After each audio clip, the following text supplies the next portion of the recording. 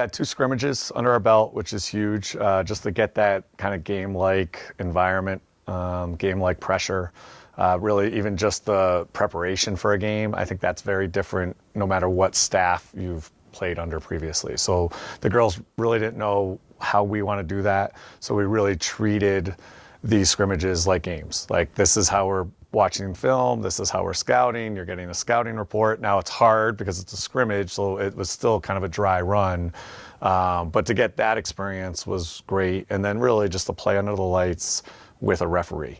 It's very different than me stopping practice every 10 seconds because maybe we're not doing things right. And now in a scrimmage, I can't do that. And I got to let them go, and I got to let them make those mistakes a little bit more freely, which is what we want. But obviously in the practice environment, we're a little bit more, closing that down. So it was good to see some kids have to respond to some real adversity.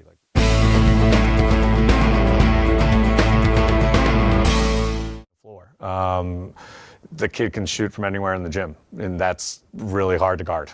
So you have to.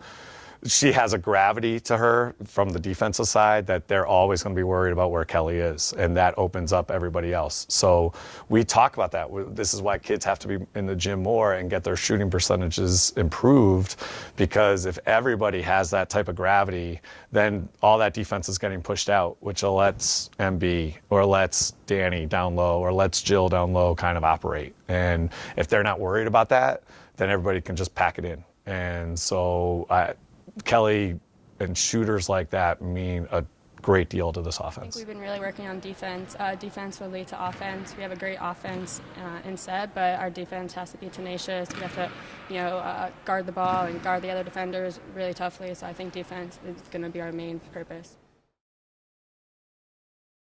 One that I've had, it's kind of my coaching philosophy, is tougher, smarter, and together. So I think it's really quick after games. We don't like to be in the locker room for 20 minutes after a game. The kids don't want to hear me anymore after that, whether it's win or lose. But I do think we want to meet, and we just kind of touch on those 3 things right away. Like, hey, who is the tougher team? Who is the smarter team? Who is the most together? If we're not very connected, we've noticed that we don't play very well. If we're not playing very intelligently, we're not probably playing very well.